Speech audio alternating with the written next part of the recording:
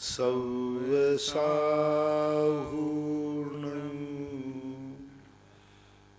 पंच परमेष्टि भगवान की जय। आचार्य श्री गुरुवर कुंद कुंद महाराज की जय। आचार्य श्री गुरुवर विद्यासागर महाराज की जय। परम पूजनीय निर्यापक श्रमण पूज्य श्री सुधा सागर जी महाराज की जय। शुल्लक श्री धैर्य सागर जी महाराज की जय। पूज्य श्री के चरणों में समस्त जिज्ञासा करताओं की ओर से कोटि कोटि नमोस्तु। पूज्य श्री संजय पाटनी इंदौर से गुरुदेव के चरणों में कोटि सा नमोस्तु। गुरुदेव, दर्शन मोहिनी एवं चारित्र मोहिनी कर्म क्या होते हैं और किस कारण से बंधते हैं और किस प्रकार क्षय को प्राप्त हो सकते हैं? सत्य को असत्य के रूप में स्वीकार करना और सत्य को असत्य के रूप में जानना, असत्य को सत्य और सत्य को असत्य, ये दृष्टिकोण जब जिस व्यक्ति का बनता है उसे दर्शन मोहिनी कहते हैं। जब व्यक्ति सत्य को असत्य कहने लग जाए और असत्य को सत्य कहने लग जाए तो जैनागम कहता है इसको जानना चाहिए कि दर्शन मोहिनी कर्म का उदय है, ये मिथ्या दृष्टि है। चारित्र मोहिनी में आज प्रातःकाल प्रवचन दिया था कि वो सत्य को सत्य जानता है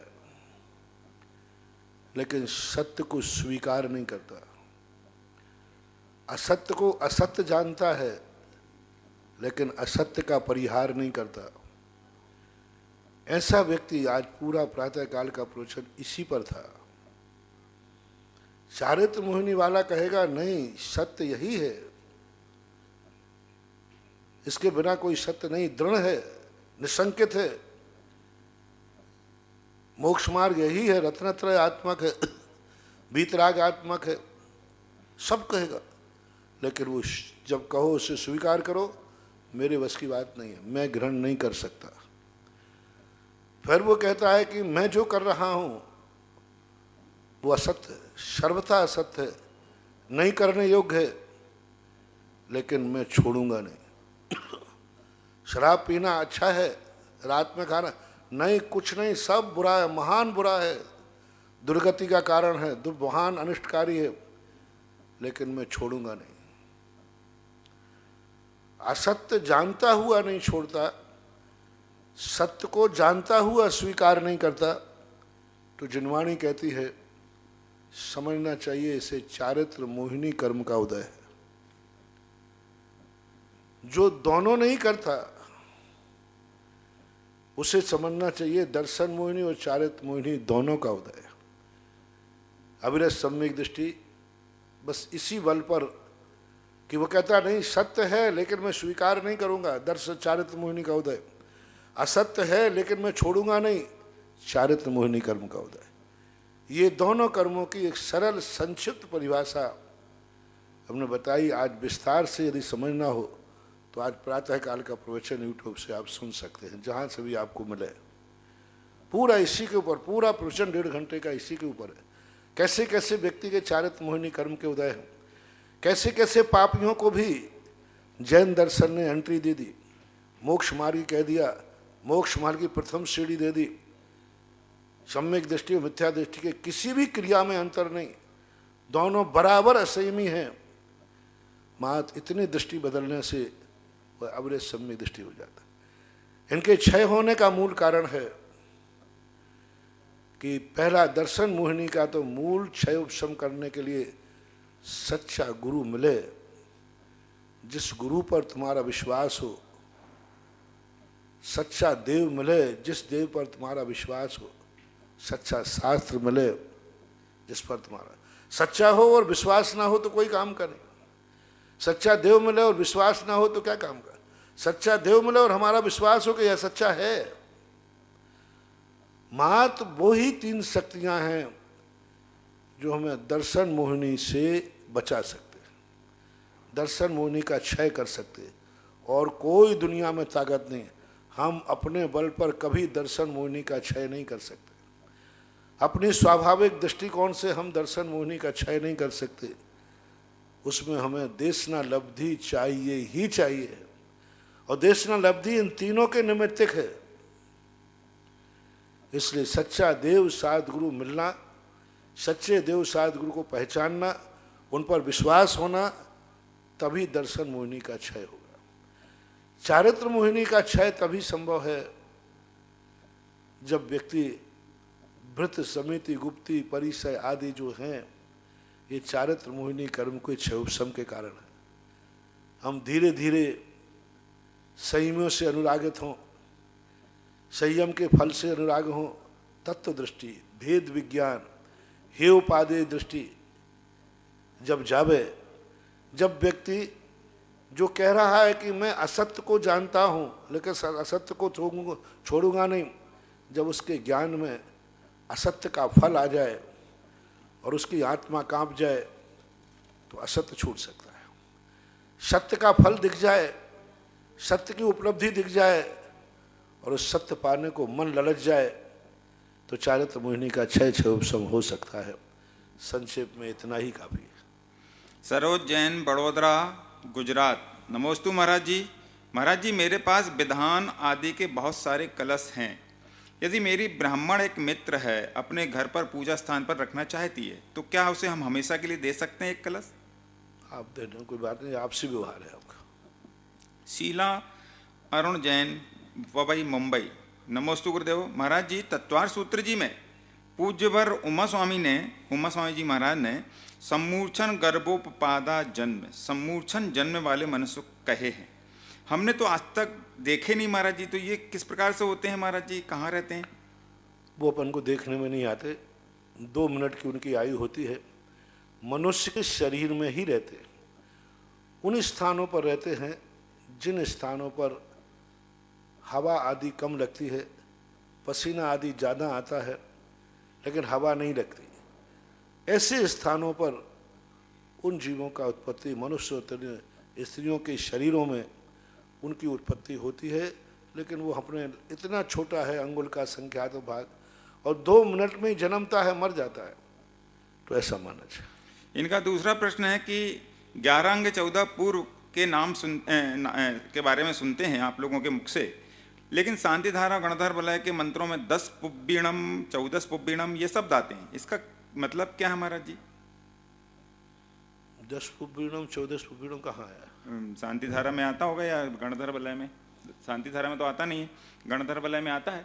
गणधर वलय में आता है, गणधर वलय में तो पूरा है गणधर परमेश। 10 पुब्बीणम नमो 10 पुब्बीणम नमो। अरे 10 पुब्बीणम उसमें आता है, ये रिद्धियों में है। 64 रिद्धियाँ जो होती ना, उसमें 10 पुब्बीणम और 14 पुब्बीणम, तो ये रिद्धियाँ कहलाती हैं। यानी रिद्धियों का अर्थ होता है कि इसके धारी, उनमें और विशेषता ये हो जाती है कि उनका भाव पक्ष शुद्ध ज्ञानावरणी कर्म का क्षय उपशम बढ़ जाता है, विशेष रूप से यही मानना चाहिए। शीला जैन, भोपाल। गुरुदेव के चरणों में कोटि कोटि नमन। गुरुदेव, मेरी जिज्ञासा है, पहले मिथ्यात्व को मानती थी मैं, लेकिन जब मुझ पर घोर कष्ट आया तो मेरी अंतरात्मा ने सच्चे देव को पुकारा, तो ऐसे हो गया कि मिथ्यात्व को मानना ही छोड़ दिया। अब मैं सच्चे देव सद्गुरु की श्रद्धा रखती हूँ। तो महाराज जी, एकदम से ऐसे कैसे हो गया ये?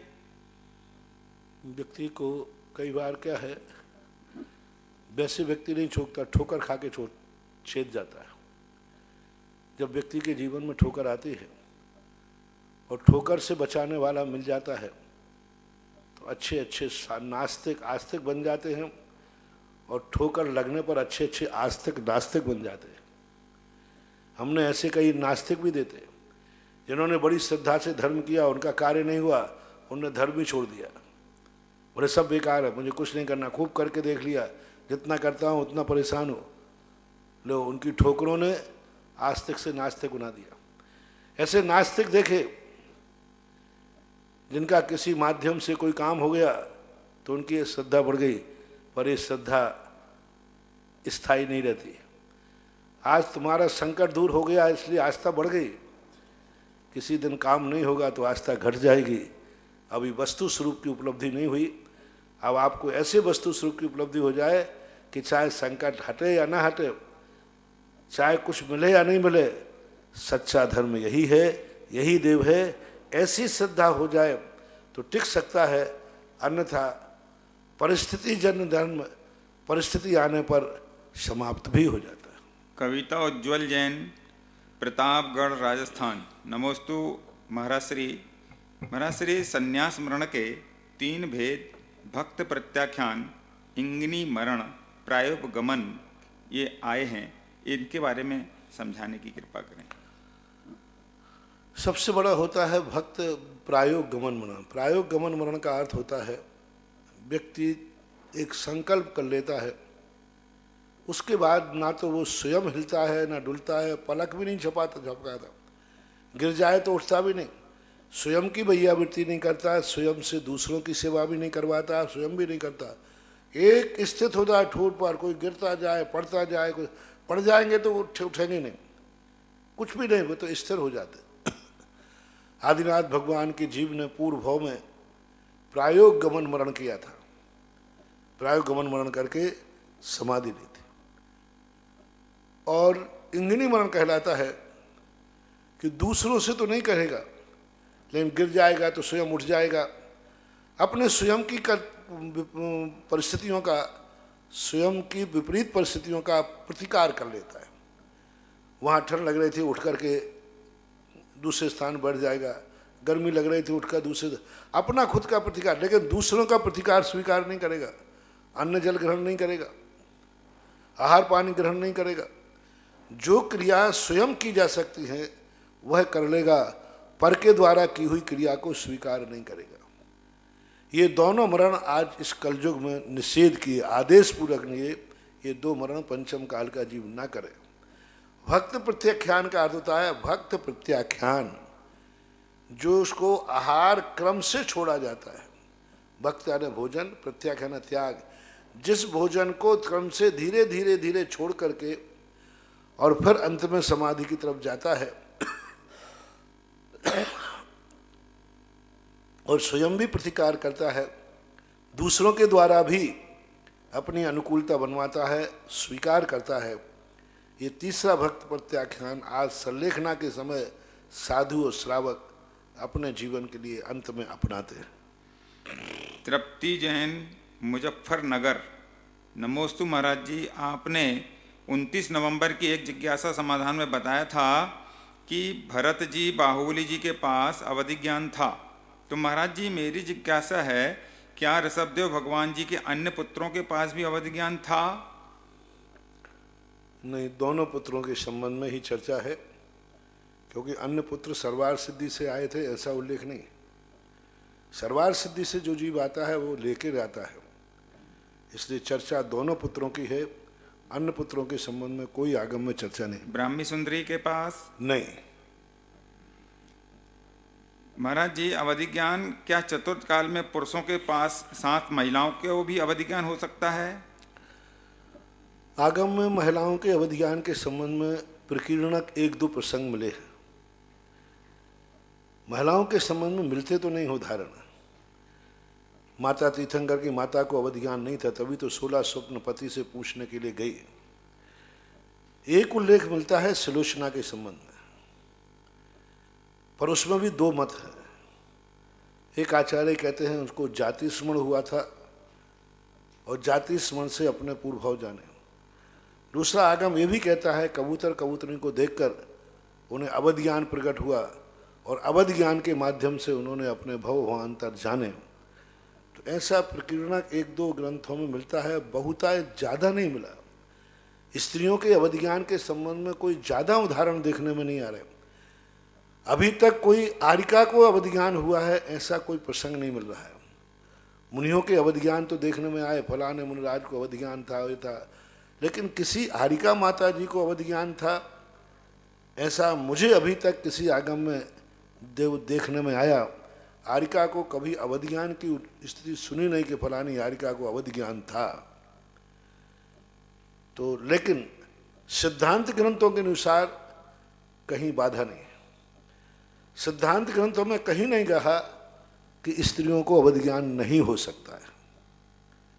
त्रियंचों को भी हो सकता है, तो स्त्रियों को होने में क्या बाधा है? तो आगम से सिद्धांत से तो बाधा है नहीं, लेकिन उदाहरण में हम किसी का नाम नहीं दे सकते कि फलानी आरिका को अवधि ज्ञान था। ऋषभदेव जी और नंदा जी के भरत पुत्र थे और उनके अन्य और कितने पुत्र थे महाराज? ब्राह्मी नंदा और सुनंदा दो माताएं, दो पत्नियां थी। सुनंदा के बाहुबली और सुंदरी नाम की दो कन्याएं थे, एक कन्या और बाहुबली थे। बाकी जो ज्येष्ठ रानी थी, सबसे बड़ी ज्येष्ठा जो नंदा थी, उनके भरत आदि 100 पुत्र थे, एक पुत्री थे। मनीष जैन बांसवाड़ा से गुरुदेव नमोस्तु गिरनार जी पहाड़ के लिए, मतलब 99 मानना, 100 तो टोटल 100 पुत्र थे। एक बाहुबली कम कर देंगे तो 99 हो गए, एक ब्राह्मण सुंदरी कम कर देंगे तो वहाँ उनके हो जाएगा। मनीष जैन बांसवाड़ा से पूछते हैं, गुरुदेव गिरनार जी पहाड़ के लिए अब रोप वे शुरू हो रहा है, तो हमें किस प्रकार से पहाड़ की वंदना करनी चाहिए? क्या रोप वे से जा सकते हैं ऊपर? अपनी शक्ति से काम करो, जैसी शक्ति हो वैसा काम करो। सौरभ जैन सिरसागंज, नमोस्तु महाराज जी। गुरुवर मेरी जिज्ञासा है कि जब हम शांति धारा बोलते हैं तो जोर से बोलनी चाहिए या धीरे से? जोर से, थोड़ा उच्चारण तो होना ही चाहिए। दूसरा सुन सकते हैं? सुनना ही चाहिए, क्या बात हो गई, अच्छा बोलना चाहिए कि दूसरे को सुनने में आवे। अंजू जैन कोटा से, पूज्य गुरुदेव नमोस्तु। गुरुदेव आपने उपादान शक्ति के साथ साथ निमित्त शक्ति के बारे में बताया। गुरुदेव क्या सामान्य ग्रस्त भी निमित्त शक्ति लगा सकते हैं? यदि गुरुदेव किसी का अच्छा करने के लिए कोई निमित्त शक्ति लगाए किंतु सामने वाले के पास उपादान शक्ति ही नहीं हो तो क्या करें? निमित्त शक्ति सबके पास होती है। यदि उपादान शक्ति नहीं है तो निमित्त शक्ति कुछ नहीं कर पाएगी। यदि दीपक में घी है ही नहीं, दीपक फूटा हुआ है, बाती है ही नहीं, तो अब लाख माचिस की काड़ियाँ जलाओ, वो दीप जलेगा ही नहीं। तो निमित्त अकेला कुछ नहीं कर सकता, उपादान है। लेकिन उपादान पूर्ण है लेकिन निमित्त नहीं है, तब भी कार्य नहीं होगा। दोनों में जमना चाहिए। निर्मल जैन अशोकनगर, नमोस्तु गुरुदेव। जैन धर्म और बौद्ध धर्म दोनों ही श्रवण धर्म कहलाते, श्रवण संस्कृति, तो इन दोनों में सैद्धांतिक अंतर क्या है? बहुत अंतर है, बहुत अंतर। अहिंसा की परिभाषा ही में अंतर है। वो लोग अहिंसा को अलग ढंग से मानते हैं, मांसाहार का भक्षण करते, शराब मांस का कोई त्याग नहीं होता, सवस्त्र मुक्ति मानते हैं। वो तो वहाँ सवाल ही नहीं है। एक श्रमण शब्द कह देने से थोड़ी होगा। श्रमण तो इसलिए आ गया कि वो श्रमण से ही, यानी तपस्या से ही मोक्ष मानते हैं। अब वो तपस्या किस प्रकार की है वो ना कह करके, वो वास्तविक रूप से श्रमण संस्कृति में वो है ही नहीं, क्योंकि श्रमण संस्कृति कभी हिंसक नहीं हो सकती। उनका पूरा धर्म हिंसा से भरा हुआ है। सारे बौद्ध में मांसाहारी लोग होते हैं और मांसाहार करते हैं वो लोग। ऐसा डॉक्टर मगन जैन, श्रीमती चंदा जैन, आष्टा मध्य प्रदेश। परम श्रवण रत्न गुरुदेव कोटिसा नमन। जिज्ञासा, विपर्यास शब्द का क्या आशय है? विपर्यास, इसके तीनों भेदों का क्या स्वरूप है? मति श्रुत अवधि में तीनों विपरीत किस कर्म के उदय से हो जाते हैं? क्या ज्ञानावर्णी कर्म के उदय से होते हैं? इसमें मोहिनी कर्म का क्या रोल रहता है? ज्ञानी वर्णी कर्म के उदय से कभी विपर्याय नहीं होता, विपर्यास नहीं होता, अज्ञान नहीं होता। ये दर्शन मोहिनी और अनंतानुबंधी कसाय के उदय से तीनों ज्ञानों में अज्ञानता, विपर्यासपना आता है। विपर्यास का आशय क्या है? विपरीत, उल्टा, मिथ्या। और अनध्यवसाय? अनध्यवसाय अलग है। अनध्यवसाय का अर्थ है विकल्प ही नहीं, ना अच्छा और ना बुरा, कुछ नहीं, विकल्प ही नहीं, कुछ नहीं। क्या अच्छा क्या बुरा मतलब ही नहीं। जैसे असंगी हैं, उनको ना तो मिथ्या धर्म से मतलब है ना सम्यक से मतलब है, कोई विकल्प ही नहीं, धर्म नाम से कोई विकल्प नहीं उनको, वो अनध्यवसाय कहलाता है। और विभ्रम? विभ्रम, निर्णय नहीं कर पाना, क्या पता ये सही है कि ये सही है, मुझे समझ में नहीं आया। संशय, विभ्रम, मोह त्याग आपो लख लीजिए। विभ्रम यानी अस्थिरता, क्यों करता विमूढ़, कोई निर्णय नहीं कर पाना, उसको विभ्रम बोलते हैं। अर्चना जैन, कासलीवाल, अजमेर। मेरे आराध्य गुरुवर, मेरा और मेरे परिवार की ओर से त्रिवार नमोस्तु। नमोस्तु गुरुदेव। मेरी जिज्ञासा है कि जब हम पूजा करते हैं तब अगर अभिषेक शांति धारा हो, क्या हमें स्थान पर ही खड़े हो जाना चाहिए पूजा करते समय? और गुरुवर, आदिनाथ भगवान की पूजा परिक्रमा किस दिन करनी चाहिए? जैसे पार्श्वनाथ का रविवार है। कृपया मेरी जिज्ञासा का समाधान करें। अभिषेक पूजन के समय अपनी शक्तियाँ हैं, परिस्थितियाँ हैं, जैसा देखो वैसा कर लेना। आगम में से कोई चर्चा नहीं। परिक्रमा के लिए कोई दिन निश्चित नहीं किया। कोई शास्त्र में ऐसा उल्लेख नहीं है। जब मन हो जाए तब लगा लेना चाहिए। डॉक्टर अंकित जैन, पुरवाल, सारंगपुर, मध्य प्रदेश। परम आराध्य गुरुदेव नमोस्तु। जिज्ञासा है, जैनागम में ज्ञेय के अनुरूप जो ज्ञान होता है उसे सम्यक ज्ञान तथा ज्ञेय के अनुरूप जो ज्ञान नहीं होता है उसे मिथ्या ज्ञान परिभाषित किया गया है।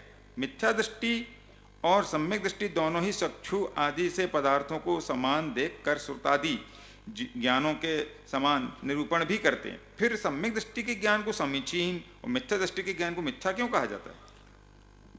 इसके संबंध में दो बातें होती हैं। वस्तु के संबंध में तो सब जानते हैं, ये माइक है, ये घड़ी है, सब एक से जानते हैं। लेकिन हमारे यहाँ एक कारण विपर्यास और एक कार्य विपर्यास, एक भेद विपर्यास, अभेद विपर्यास और भेदाभेद विपर्यास, ये 5 कारण ऐसे हैं जिनके माध्यम से दृष्टि बदलती है। वस्तु तो एक सब जान रहे हैं, लेकिन कारण विपर्यास, मिथ्या दृष्टि कहता है ये वस्तु भगवान ने बनाई है, इसका भगवान करता है। सम्यक दृष्टि कहता है नहीं, भगवान इसका करता नहीं हो सकता है, यह अपने उपादान से बनी है। कार्य विपर्यास, इसका फल क्या होगा, अंत में क्या होगा, सब हम भगवान में विलीन हो जाएंगे। सम्यक दृष्टि कहता है भगवान में विलीन नहीं होंगे, हम खुद भगवान बन जाएंगे। ये कार्य विपर्यास। भेद विपर्यास, हम द्रव्य गुण पर्यायों में संज्ञा लक्षण स्वरूप से भेद है, मिथ्या दृष्टि सर्वथा भेद मानता है। गुण और जीव में सर्वथा भेद है। अभेद विपर्यास, हम एक क्षेत्र एक द्रव्य के होने से अभेद हैं, वो कहता है नहीं, एको ब्रह्मा द्वितीयो नास्ति, सब अखंड है, दूसरा कोई भेद है ही नहीं। भेदाभेद विपर्यास, जैन दर्शन कहता है किसी अपेक्षा से भेद है, किसी अपेक्षा से भेद है नहीं। वो कहता है कि ना तो वस्तु में भेद है ना अभेद है, वस्तु है ही नहीं, शून्यवाद है, वस्तु कोई चीज है ही नहीं। ज्ञानाद्वैत, शब्दाद्वैत, ज्ञानाद्वैत, ज्ञान ही दुनिया है, वस्तु कुछ है ही नहीं। शब्दाद्वैत, शब्द ही दुनिया है। तो ऐसे कितने प्रकार के विकल्प होते हैं। तो ये 5 कारण, कारण, कार्य, भेदाभेद, भेद और अभेद, ये विपर्यास कहलाते हैं इनका अध्ययन। ब्रह्मचारी श्रीपाल, श्री आदिनाथ धाम, गुरुदेव नमोस्तु। वृत्तिग्रस्त प्रतिमाधारी को सूतक अपने माता पिता के अलावा परिवारजन कुटुंबजन का भी लगता है क्या? वृत्ति प्रतिमाधारी को घर में रह रहा है तो लगेगा, लेकिन वो घर में भोजन कर सकता है, रहेगा। माट पूजन पाठ और आहार संबंधी क्रिया छूटेंगी, बाकी वो सामायिक करेगा, घर में ही भोजन करेगा। वो दूसरे के घर में तो नहीं जाएगा सूतक के समय, लेकिन स्वयं के घर में सूतक है तो घर में भोजन करेगा वो। अमित जैन, मेरठ। गुरुवार को कोटि कोटि नमन। गुरुवार क्या दिगंबर जैन मंदिर में हम मंदिर के शिखर पर प्रतिष्ठित जिन बिंब की स्थापना कर सकते हैं? इसमें आगम के अनुसार कोई दोष तो नहीं? बहुत दोष, महान दोष। प्रतिष्ठित मूर्ति शिखरों के अंदर बैठाने की परंपरा बहुत गलत है, आगम सम्मत नहीं है। हालांकि पुरानी शिखरों में भी मूर्तियां बैठी हुई हैं, लेकिन आगम सम्मत नहीं। बैठाने वाले के, क्योंकि जहाँ शिखर में मूर्ति बैठती है उस शिखर का जो भाग है उस मूर्ति के ऊपर आता है अंदर जाते हुए, तो बैठाने वाले का भी दोष है।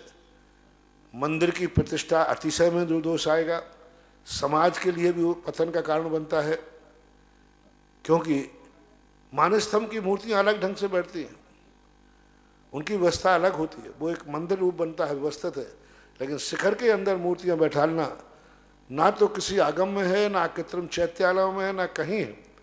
मार वर्तमान में लोगों ने बैठाल दी, कभी किसी ने बैठाल दी होंगी कि लोग बाहर से दर्शन करें। शिखर की मूर्तियाँ तो दूर से दिखती ही नहीं, अंदर रखी हुई रहती है। और ठीक शिखर का जो भाग है मूर्ति के ऊपर पड़ता है, जो सर्वनाशकारक होता है। दोष है, नहीं बैठाना चाहिए। आदि कुमार जैन, बंड, नागपुर। नमोस्तु भगवान। गुरुदेव, जिज्ञासा है, क्रमबद्ध पर्याय व नियतिवाद को मानना चतुर्थ गुण स्थान में शुद्धोपयोग होता है, या ऐसा कहना, गंधोदक को गंदे नाली का पानी कहना, मुनि निंदा करना इत्यादि कृतियां कौन सी मूर्ता के अंतर्गत आती हैं? ऐसी बातें मूर्ता नहीं है, सीधा पेवर दर्शन मोहनीय मिथ्यात्व है। कुंद भगवान ने स्पष्ट रूप से कहा ये सब मिथ्या दृष्टि के लक्षण हैं। स्पष्ट रूप से उमा स्वामी महाराज ने तत्वार सूत्र में कहा, केवड़ी सुत संग धर्म देवो वर्णवादो दर्शन मोहस्य। ये दर्शन मोहिनी के बंध के कारण है, नियम से बंध के कारण है। इसलिए ये मिथ्या दृष्टि ही है, किसी भी अपेक्षा से सम्यक दृष्टि नहीं किए जा सकते। ये मूर्खता में नहीं लेना, ये मिथ्या दृष्टि में ही लेना। महेंद्र जैन पत्रकार इंदौर, गुरुदेव नमोस्तु। गुरुदेव, इंसान खूबसूरत दिखने के लिए खूब कोशिश करता है, लेकिन ठीक वैसा ही नेक इंसान बनने के लिए क्यों नहीं करता? महाराज जी, अच्छा दिखना और अच्छा बनने के सफर में कितना पुरुषार्थ आवश्यक माना जाता है? देखो, ये संसार के नेचर है, स्वभाव है। जिनको तत्व दृष्टि प्राप्त हो जाती है वो अच्छा बनने का प्रयास करते हैं। ऐसी बात नहीं है कि कोई अच्छा बनने का पुरुषार्थ ही नहीं कर रहा है। कितने लोग दुनिया में हैं जो अच्छा बनने का पुरुषार्थ भी कर रहे हैं। 3 कम 9 करोड़ मनराज हैं, प्रतिमाधारी हैं, वृत्ति हैं, कितने श्रावक हैं, अच्छा बनने का प्रयास कर रहे हैं। और कितने लोग हैं जो अच्छा दिखने का प्रयास कर रहे हैं, अच्छे दिखने का प्रयास कर रहे हैं। उनका भाव होता है, वो समझते हैं कि हम जितना अच्छा दिखेंगे उतना ही लेके लिए मुझे सुख मिलेगा, प्रशंसा मिलेगी, यश मिलेगा। ये उनकी भूल है, अज्ञानता के कारण से ऐसा होता है। अच्छा दिखने की अपेक्षा अच्छा बनने का पुरुषार्थ श्रेष्ठतम श्रेष्ठ है, और यही सच्चा मार्ग है। रानी लक्ष्मीबाई झांसी से, नाम है रानी लक्ष्मीबाई, झांसी से पूछती है, नमोस्तु महाराज जी, मेरी जिज्ञासा है, अगर कोई जीव सम्यक दृष्टि जीव है तो क्या वह कभी अभव्य जीव बन सकता है? नहीं, कदापि नहीं। अभव्य कभी भी हो, सभव्य कभी अभव्य नहीं, अभव्य कभी भव्य नहीं होते, किसी भी अवस्था में। शीला जैन भोपाल से, साधु परमेश्वरी के चरणों में कोटिसा नमोस्तु। गुरुदेव, मेरी जिज्ञासा है कि हम गंधोदक लेते समय निर्मलम निर्मलीकरणम के स्थान पर अद्भुत भीषण जलोदर भार भुगना वाला श्लोक बोल सकते हैं? बोल सकते, कोई बाधा नहीं है। ये तो भगवान के अपने भक्ति का अभिप्राय है, ये बोल के भी ले सकते, कोई बाधा नहीं। अर्ची जैन बरेली से, नमोस्तु महाराज जी। महाराज श्री, हम सभी की जिज्ञासा है, तृतीय वर्ष की परीक्षा कब होगी? ऑफलाइन होगी कि ऑनलाइन होगी? महाराज जी, आप थोड़ा सांगनेर से संपर्क करें, वहाँ के जो प्रभारी लोग हैं उनसे आप बात कर लें। राजकुमार जैन बैंक वाले, पुरानी ईदगाह कॉलोनी, आगरा। परम पूज्य गुरुदेव को नमोस्तु। तत्वार सूत्र अध्याय 8 के निम्न श्लोक का विस्तार से अर्थ बताने की कृपा करें। सूत्र का नाम प्रत्यया सर्वतो योग विशेषात सूक्ष्मैक क्षेत्रावगाह तथा सर्वात्मा प्रदेश स्वनंतानंद प्रदेशा। अर्थ इस सूत्र का 8वें अध्याय के इस सूत्र का अर्थ पूछा इन्होंने, ये ऊपर सबसे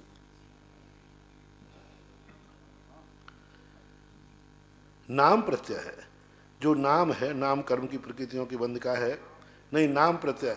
जितने जो प्रत्यय हैं बंध के सर्वतः योग विशेषा, योग की विशेषता से सूक्ष्म एक क्षेत्र अवगाह है, सर्वात प्रदेशो नंतानंद प्रदेशा। यानी जो कर्मों की बंध की स्थिति होती है वो अलग अलग प्रत्यय है। नाम प्रत्यय यानी मिथ्या, अवृत्ति, प्रमाद, कषाय, योग आदि इन प्रत्ययों से योगों की विशेषता को लेकर के अकेला प्रत्यय काम नहीं करेगा। मिथ्या दृष्टि है लेकिन योग उसका कमजोर है, मान लो असंगी है तो उसको कर्मबंध उतना ही होगा, ऐसी बात नहीं। संगी पंचेंद्रिय है तो मन वचन काय की विशेषता को लेकर के जो एक क्षेत्र अवगाही जहाँ आत्मा के प्रदेश हैं वहीं पुद्गल परमाणु के प्रदेश हैं, वे ही अनंत अनंत प्रदेश कर्म रूप परिणत हो जाते हैं। यानी प्रदेश बंध, प्रदेश बंध की चर्चा है ये कि प्रदेशों का बंध कैसे होता है। तो ये प्रदेश बंध यानी कर्म कितने प्रदेश बंध हुए, तो प्रत्यय कौन सा है, योग किस प्रकार का है, और जिस स्थान पर आत्मा का प्रदेश है वहीं जो आत्म वर्गणाएँ पुद्गल वर्गणाएँ रहती हैं वह पुद्गल वर्गणाओं का पुंज आत्म के बंध रूप में बंद हो जाता है, उसे प्रदेश बंध कहते हैं। अनेक तीर्थों का निर्माण कराने वाले निर्यापक श्रवण मुनि पुंगव श्री सुधासागर जी महाराज के चरणों में जिनवाणी व सुधा कलश के दर्शकों द्वारा बारंबार नमोस्तु नमोस्तु। तपोदय तीर्थ क्षेत्र पर चल रही योजनाओं में तीर्थ रक्षक में कुछ नाम आए हैं। तीर्थ रक्षक को महाराज श्री ने महिला सुरक्षा कवच भी नाम दिया है। 1,11,000 की राशि से अनुराग, ऋतुजा, अध्यात्म, अमिति, अनिल, किरण, अनीश, अंकुश, आस्था, जैन श्री ओम कलेक्शन अध्यात्म के जन्म दिवस के अवसर पर जबलपुर से। और दूसरा नाम आया है श्रीमती प्रभा रानी जैन भजनपुरा दिल्ली से। और असीमकालीन पारसनाथ भक्तामर विधान में नाम आए हैं 51,000 रुपये की राशि से अशोक कुमार जी चमेली देवी ठोला परिवार सिंगोली शुभम अनुभा की शादी के उपलक्ष्य में। 51,000 रुपये की राशि से दूसरा नाम आया श्री मुन्ना लाल जी श्रीमती सुभाष देवी सुरेंद्र अनीता आयुष आर्यन मनीष नीलम अनंत अक्षत जैन सदर बाजार आगरा। और भगवान की विश्व के बड़े बाबा की वेदी में स्वर्ण कार्य के लिए 5100 रुपये की राशि से पंकज सीमा खुशी दक्ष जैन दिल्ली। और 5100 रुपये की राशि से श्रीमती विमला मनोहर वैभव धर्मेश मीनल राजेश जैन सूरत से। और वृक्षारोपण में भी नाम आए हैं 10,200 रुपये की राशि से 2 वृक्ष स्वर्गीय गोविंद दास पैन डी की पुण्य स्मृति में धर्मपत्नी श्रीमती लक्ष्मीबाई सपरिवार दर्राई जबलपुर से। पहली जिज्ञासा प्रियंका जैन कलकत्ता से। नमोस्तु महाराज श्री, मेरे आराध्य गुरुवर को नमोस्तु। गर्भ संस्कार करना जरूरी होता है जिससे होने वाले बच्चे पर अच्छे संस्कार और धर्म के प्रति श्रद्धा होती है। यदि हमारे गर्भ संस्कार नहीं हुए तो हम अपने बच्चों के साथ ऐसा क्या करें जिससे बच्चे सत्य पथ और धर्म के मार्ग में डिगे नहीं। आपके साथ नहीं हुआ तो बच्चों के साथ संस्कार कीजिए। यदि आप नहीं कर संस्कार कर पाए तो शेष जो संस्कार हैं उनको शुरू कर दीजिए। जन्म के बाद के भी संस्कार हैं, बड़े होने के बाद के भी संस्कार हैं, सज जाता है सदग्रस्त जाता है आदि बहुत सारे हैं, तो ऐसा कर सकते हैं। रोहित जैन कोटा। नमोस्तु महाराज श्री, आत्मबल कमजोर होने से व्यवसाय व अन्य कोई भी संबंधित कार्य में सफलता नहीं मिल पा रही है। हे गुरुदेव, कृपया समाधान बताते हुए आगम मार्ग के अनुसार जिनवाणी के वचनों द्वारा संबोधित करते हुए आत्मबल को किस तरह मजबूत एवं स्थिर करें। ये सब आपके उपादान की कमजोरी है।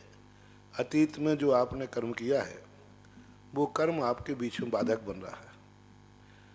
कभी कभी क्या होता है, जेल में बंद व्यक्ति पूछता है महाराज जी मैं बहुत प्रयास कर रहा हूँ कि जेल से बाहर निकल आऊँ लेकिन निकल नहीं पा रहे, आगम के अनुसार जेल से निकलने का रास्ता बताओ।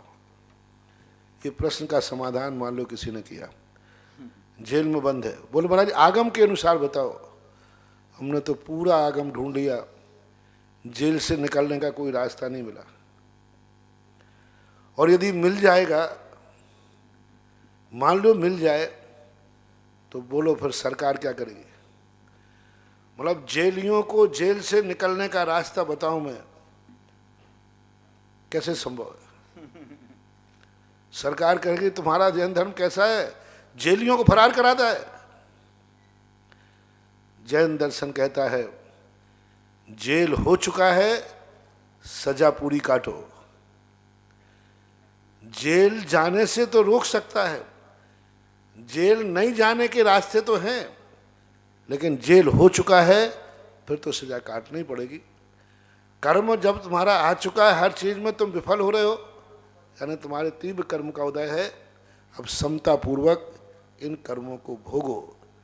जेल में भागने की चेष्टा मत करो, जेल में फरार होने की चेष्टा मत करो, सजा बढ़ सकती है। यदि तुम फंस गए कि तुमने फरार होने का प्रयास किया है तो कार्रवाई सख्त हो जाएगी, जेल की सजा बढ़ा दी जाएगी, हंटरों की सजा बढ़ा दी जाएगी, चौकसी बढ़ा दी जाएगी, कष्ट बढ़ जाएंगे। इसलिए जेल होने के बाद फिर फरार होने की चेष्टा मत करो। जितने तुम सज्जन समतापूर्वक जेल का करोगे, जेल में तुम्हें सुख होगा। जेलर तुम पे दया करेगा, जेलर कहेगा कोई बात नहीं, ये बिल्कुल शांत सीधा आदमी है, किवाड़ भी खुले छोड़ दो तो ये कभी भागेगा नहीं। हो सकता है तुम एक आदर्श जेली के नाम से 20 साल बाद छूटना थे, 10 साल में ही 15 अगस्त पे छूट गए।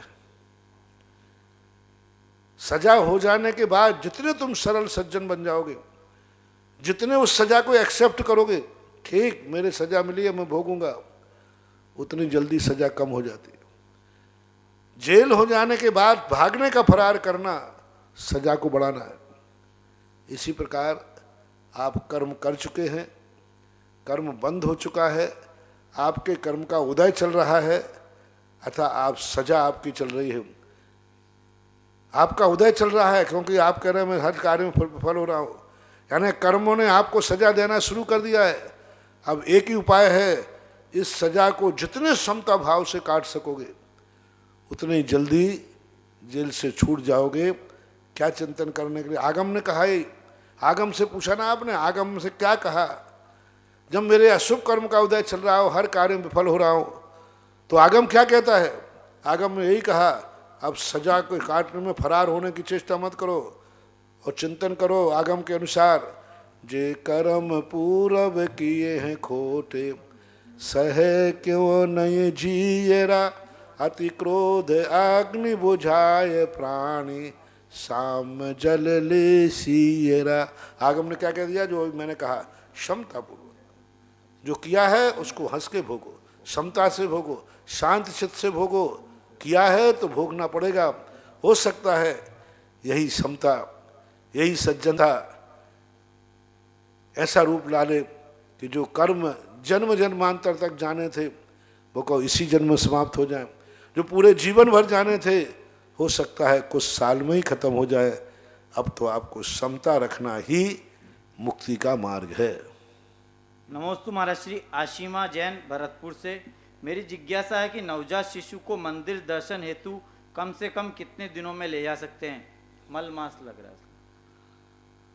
45 दिन का उल्लेख है। अब मल मास है तो उसको टाल दो, आगे पीछे ले जाओ। क्या मतलब पहले ले जा सकते हैं 45 दिन? 45 दिन के पहले तो नहीं ले जा सकते।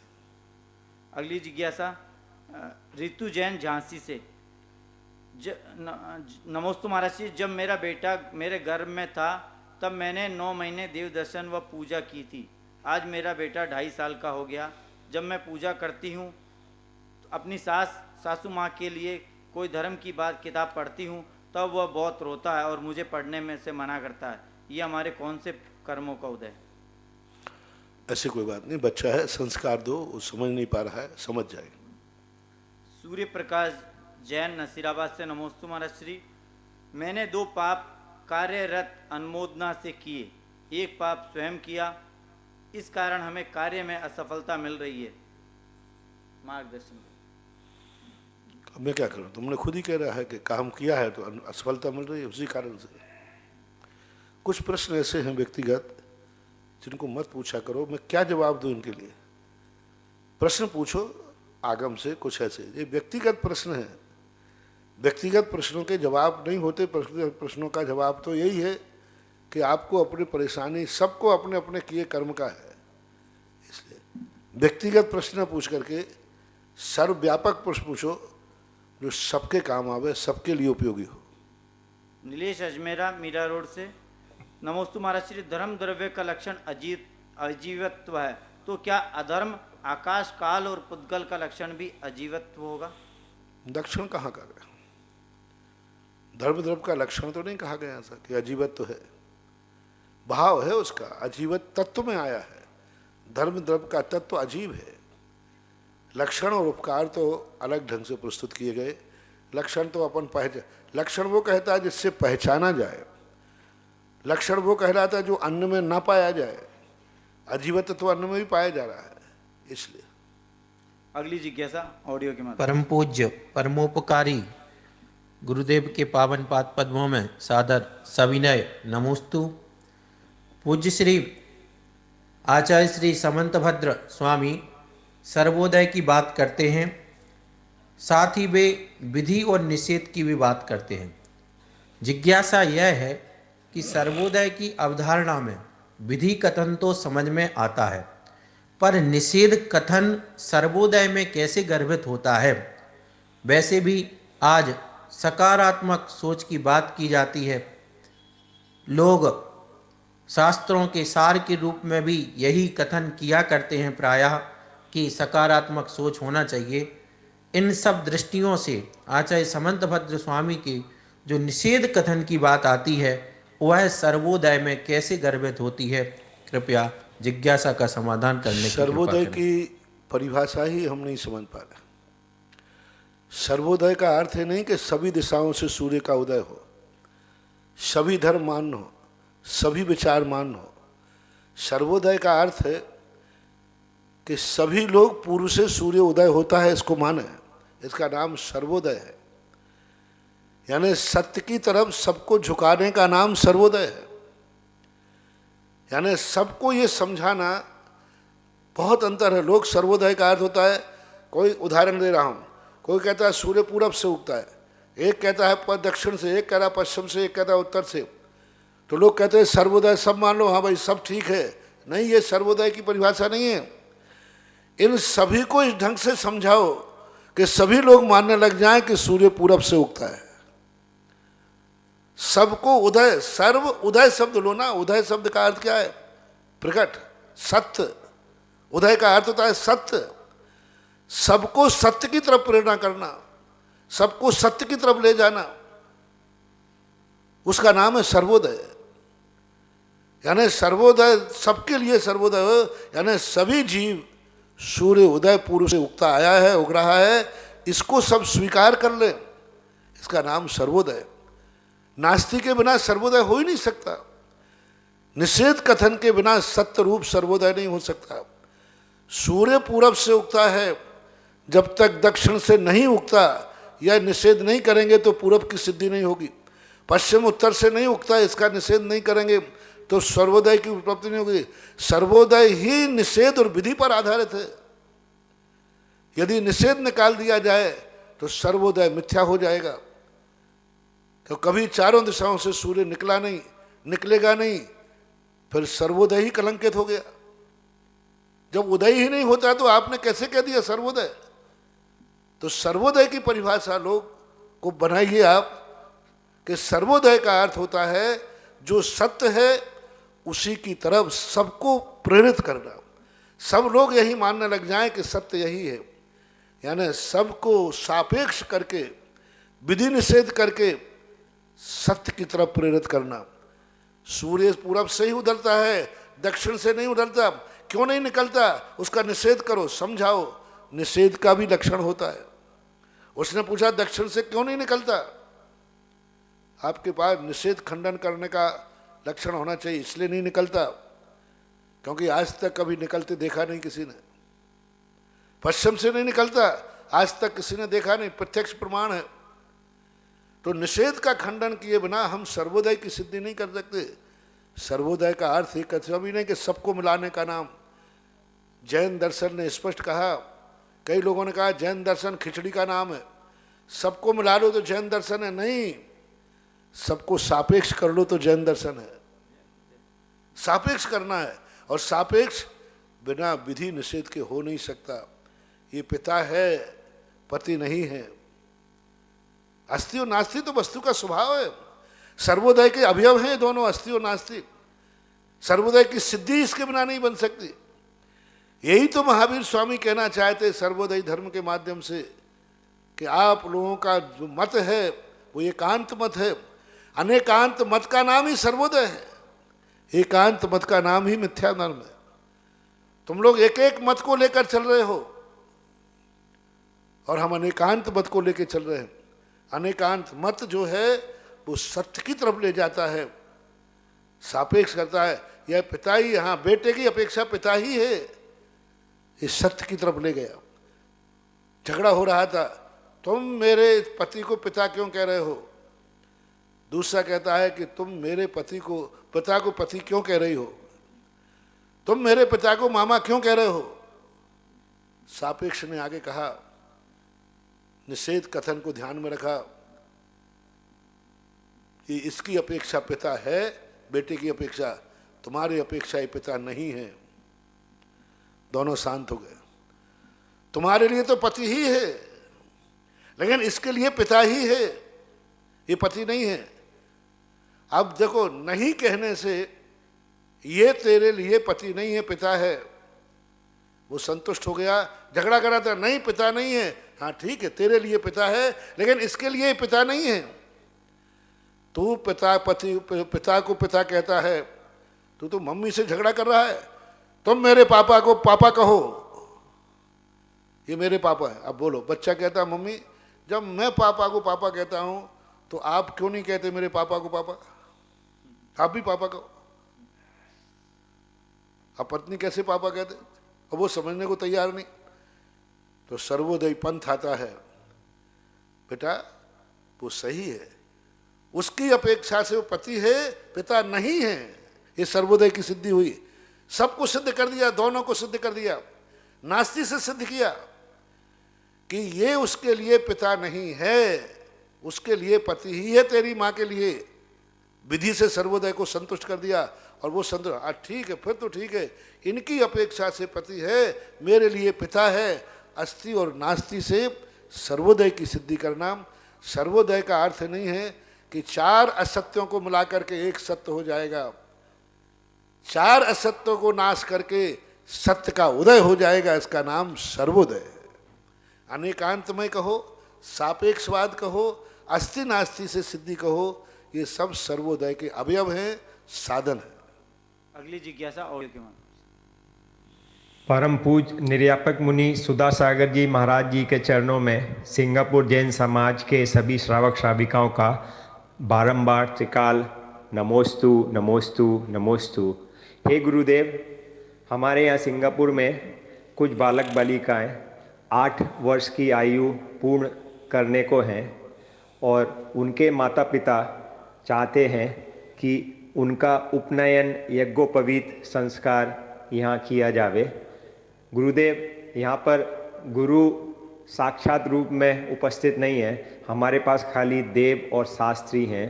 तो हे गुरुवर, हमारी जिज्ञासा है कि हम किस विधि से यहाँ सिंगापुर। मेरा आपसे कहना है कि कुछ परंपराएं क्षेत्रगत होती हैं। उपनय और यज्ञोपवीत की परंपराएं दक्षिण भारत की परंपरा है, उत्तर भारत की ये परंपरा नहीं है। दक्षिणी परंपरा कुछ बातें जो ऐसी आती हैं पुराणों में जो प्रांतीय होती है। हमें अपनी प्रांतीय जो परंपरा है, उत्तर भारत में सिर मुंडन कराना, यज्ञोपवीत करना, उपनयन की क्रिया करना, ये उत्तर भारत की परंपरा नहीं है। और इसको जानने के आगम की भी परंपरा इस प्रकार नहीं, क्योंकि उन्होंने एक सामान्य व्याख्या की, क्षेत्र से प्रभावित है। यहाँ की 8 वर्ष अंतर्मुहूर्त की यही परंपरा होना चाहिए कि घर से अष्टद्रव्य की द्रव्य थाल लेकर के, धोती दुपट्टा पहना करके, गाजे बाजे के साथ मंदिर में प्रवेश करो, वहाँ भगवान की पंच परमेष्टि विधान करो, भगवान का अभिषेक शांति धारा करो, भक्तांबर आदि विधान जो तुम्हें करना हो वो करो, और फिर उसको जाकर के 8 वर्ष के उसके नियम दिलाओ, उसको संस्कारित कराओ, सच्चे देव साध गुरु का परिचय कराओ, सच्चे देव साध गुरु का स्वरूप दिलाओ, अभिषेक पूजन का अथवा देव दर्शन का नियम दिलाओ, रात्रि भोजन का त्याग कराओ, अभक्ष का त्याग कराओ, और कुलाचार और धर्माचार की बातों का उसे किसी के द्वारा प्रवचन दिलाओ। समाज में पहले गृहस्थाचार्य हुआ करते थे, और वे गृहस्थाचार्य जब ऐसे कर्म कार्य होते जिसे आज की भाषा में पंडित बोलते हैं। शास्त्रों में पंडित शब्द नहीं आया गृहस्थों के लिए, गृहस्थाचार्य शब्द आया। तो आज के समय में पंडित को ले जा करके वो पंडित उसे 8वें वर्ष में सम्यक की क्रियाएं सिखाएगा, सच्चे देव साध गुरु को निसंकित निकांक्षित आगे अंगों का स्वरूप संक्षेप में बताएगा और उसे संस्कार करेगा। यही करना, मुंडन कराना, चोटी रखाना, यज्ञोपवीत आदि पहनाना, यह परंपराएं नहीं चलाना, ये परंपराएं उचित नहीं हैं। जहाँ चलती हैं वहाँ हम विरोध नहीं कर रहे हैं, जहाँ चलती हैं दक्षिण भारत की परंपराएं हैं, मैं उसका विरोध नहीं करता, वहाँ की परंपरा रही होंगी, संस्कार बनते हैं, लेकिन यहाँ पर तुम्हारी परंपराओं को इस प्रकार से करना चाहिए। चरणों में 8 वर्ष होने पर क्या क्रिया करनी चाहिए? बता दिया मैंने, ये सब तो बताया नहीं, आपने कहा ये नहीं करनी चाहिए, तो है? ये नहीं करनी चाहिए, बता दिया ना मैंने। मंदिर में अभी पूरी क्रियाएं तो बताई, अभी मंदिर ले जाओ गाजी बाजे के साथ, कहीं तुम और कहीं चले गए थे क्या? अगली जिज्ञासा ऑडियो क्या? सिंगापुर जैन समाज के सभी श्रावक श्राविका। हो गया दूसरा। नमस्ते महाराज जी, नसीराबाद से सुभाष जैन। मेरी जिज्ञासा है कि मेरी बेटिया नारेली ज्ञानोदय तीर्थ क्षेत्र की तीर्थ रक्षक है। आपसे आशीर्वाद लिया था, तब आपने कहा था कि 6 महीने में ही आपकी तुम्हारी इच्छा पूरी हो जाएगी। मेरी ये जिज्ञासा ये है कि ये वक्त इससे पहले ही ये कार्य होने जा रहा है। नमोस्तु महाराज जी, नमोस्तु महाराज जी। पहली कैसे बात, मैं आपकी इस बात से खुश होने वाला नहीं हूं। मैं कभी ऐसी बात बोल ही नहीं सकता।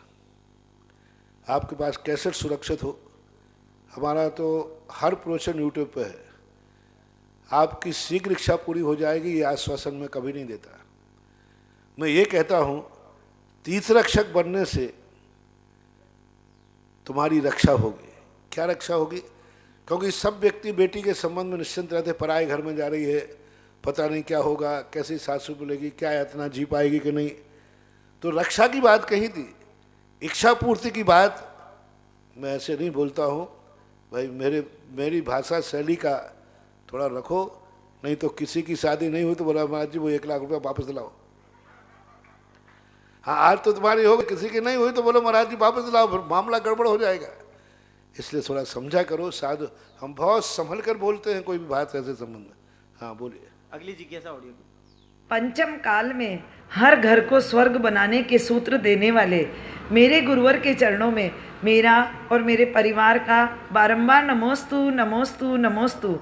गुरुवर, आपने चक्रवर्ती के उदाहरण देकर के हमें बहुत सारी चीज़ें संसार में जीने के लिए सिखाई। गुरुवर, मेरी कुछ सहेलियों की जिज्ञासा है कि क्या चक्रवर्ती की थाली उसकी पटरानी पूजा के लिए लगाती थी तो वो अभिषेक का जल और अभिषेक के लिए भी झारी भर के वो ही रखती थी, या फिर चक्रवर्ती अभिषेक ही नहीं करता था? कृपया जिज्ञासा का समाधान करें। नमो। अभिषेक के अलग से तो उल्लेख नहीं मिला। अभिषेक का जल भरने का उल्लेख अलग से तो पृथक नहीं मिला, लेकिन ये मिला है कि चक्रवर्ती जब मंदिर में जाता था उसके पहले उनकी रानियां जाकर के पूजन थाली आदि लगाती थी। यह स्थिति बात है। अब उसमें अभिषेक का जल अलग से नहीं मिला कि अलग से अभिषेक का जल भी भरती थी, वो तो पारिशेष न्याय से लगा लिया जाता है। लेकिन सवाल है कि शुद्ध वस्त्र होना चाहिए, पूरा स्नान होना चाहिए। ऐसा नहीं कि आप लोग स्नान किए बिना आपके लिए स्थिति बिगड़ जाए। जैसे चौके में आप लोग आहार देते हैं तो चौके का जो जल होता है वो जल इतना पवित्र होता है कि अभिषेक के उपयोग में आ सकता है। तो भरने में कोई आगम में निषेध नहीं है कि वो नहीं कर सकते, लेकिन सबसे बड़ा शुद्धि रखना जरूरी है। शुद्धि की अवस्था पूजन के द्रव्य थाली का तो उल्लेख है, अलग से इसका वर्णन नहीं है, इसी के साथ में लगाया जा सकता है। अगली जिज्ञासा रक्षिता बगड़ा। नमोस्तु महाराज जी। महाराज जी, आपने बताया था कि हम बादर हैं और हमारे शरीर पर भी बादर जीव विद्यमान हैं, तो बादर का एक चक्रवर्ती कभी बिना अभिषेक के पूजन करते ही नहीं है। नियम से अभिषेक पूर्वक ही पूजन करता है। कभी भी आज तक चक्रवर्ती ने पूजन अभिषेक पूर्वक के बिना नहीं की। पहले अभिषेक, बाद में पूजन। अब पूजन का आद्य अंग है अभिषेक, लेकिन इसका अर्थ है नहीं कि जब जब तो पूजन करने जाओ तब अभिषेक करो। नहीं, समय से पहुंचता है अभिषेक के लिए। और यह नियम मात्र पुरुषों पर लागू होगा, महिलाओं पर नहीं। कुंद कुंद की मूल परंपरा में कुछ कार्य ऐसे हैं जो महिलाएं कर सकती हैं, लेकिन कुछ कार्य ऐसे हैं जो महिला पीछे हट जाती है, पुरुष आगे होकर करता है। जैसे जन्म के बालक को भी जब सची उठा के ले जाती है तो आगे हो जाती है। जब बालक को लाना था सौधर्म पीछे हो जाता है। उसी बालक का जब मेरू पर अभिषेक होना था सची पीछे हो जाती है, सौधर्म आगे हो जाता है। देखो दोनों कितनी सभ्यता है, कितना संस्कार है। जब प्रसूत का गृह में जाना था तो सौधर्म पीछे हो गया, पत्नी को आगे कर दिया। और जब मेरू पर जाकर भगवान के अभिषेक की बारी आई, सौधर्म इंद्र आगे हो गया, इंद्राणी पीछे हो गई। इंद्राणी कह सकती थी कि मैं जब भगवान को लेने में गई थी तो अभिषेक भी पहला क्लास मैं करूंगी। नहीं, अच्छी नारियां, अच्छे लोग विवेक जानते हैं। अच्छे लोग विवेक जानते हैं, कहाँ मेरी मर्यादा है, मेरी सीमा कहाँ है। अभिषेक के जैसे भाई सत्यनारायण रानी अपने आप पीछे हो गई, सौधर्म ने अभिषेक किया। तो ये चीजें विवेक के ऊपर आश्रित होती हैं। चक्रवर्ती अभिषेक करता था, अब उनकी व्यवस्था क्या रही होगी स्पष्ट रूप से उल्लेख न होने से यदि जल भर भी दिया तो जल ही तो भरा, अभिषेक नहीं किया। नहीं तो कल के महाराज जल भर सकते तो अभिषेक क्यों नहीं? जल भरना अलग चीज है। एक कोई भी महिला लोगों ने कहा महाराज जी इस प्रकार का जल भर दे तो अभिषेक क्या? अरे भाई किसी के नहाने का जल भरना अलग चीज है और उसको नहाना अलग चीज है, ऐसा माना। अगली जी। महाराज जी, आज आपने बताया था कि हम बादर हैं और हमारे शरीर पर भी बादर जीव विद्यमान हैं। तो महाराज जी, बादर का अर्थ तो होता है कि जो बाधित होता है और बाधा पहुंचाता है, तो हमें तो ऐसा नजर नहीं आता कि हमको वो बाधा पहुंचा रहे हैं।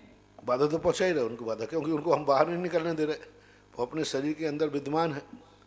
हमारा शरीर उनको बाहर निकलने के लिए बाधक बनता है। हवा अपने यहाँ से चली, अपन से टकराई, वो सीधी बहना चाहती थी, अपनी पीठ ने नहीं बेधी, साइड से बह गई, बाधर हो गए कि नहीं?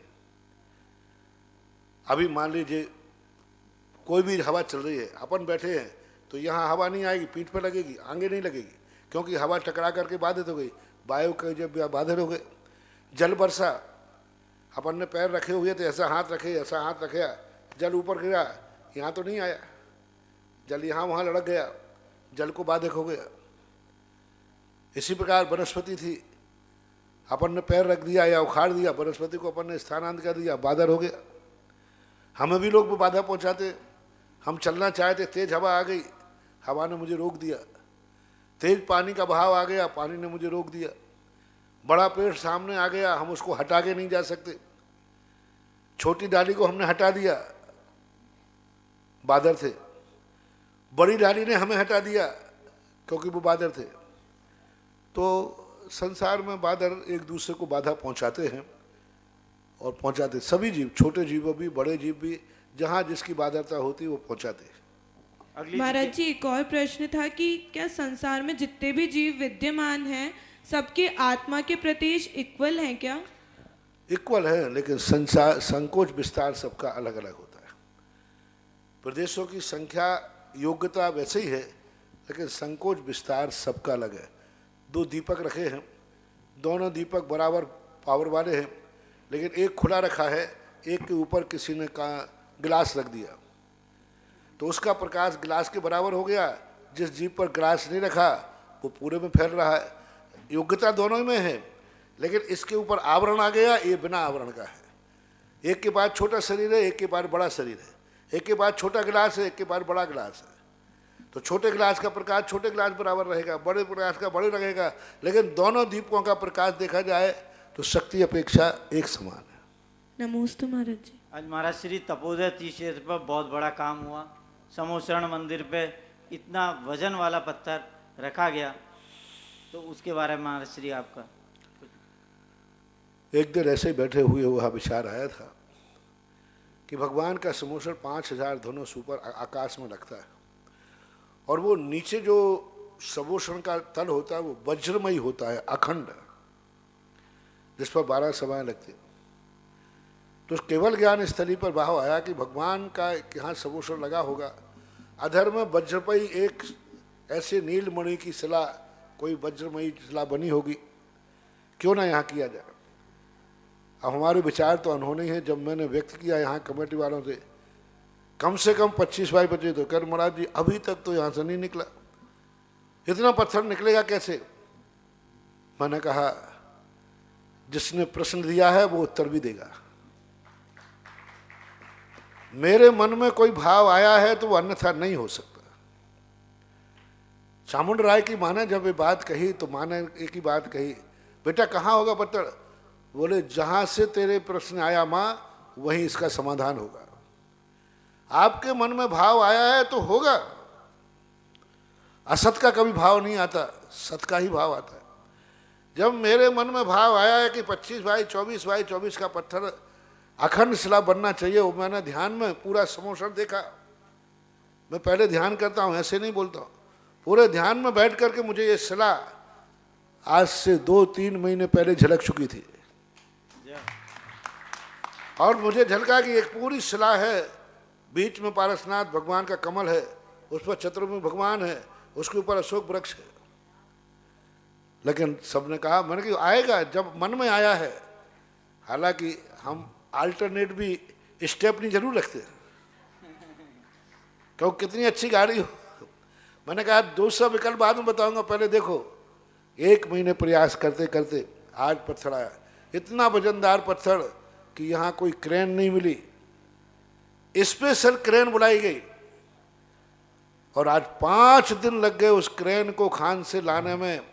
आज वो अपने मूल स्थान पर विराज करके वज्रमयी शिला विराजमान है। तो यह वज्रमयी शिला का समोषण का एक प्रतीक है।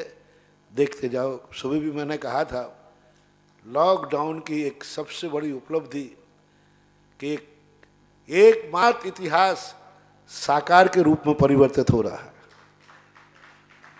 तो ऐसे एक दिन ऐसा वज्रमयी शिला पर पारसनाथ का समोषण लगा होगा, ऐसा भाव है। परम उपकारी निर्यापक श्रमण मुनि पुंगव श्री सुधासागर जी महाराज की जय। आज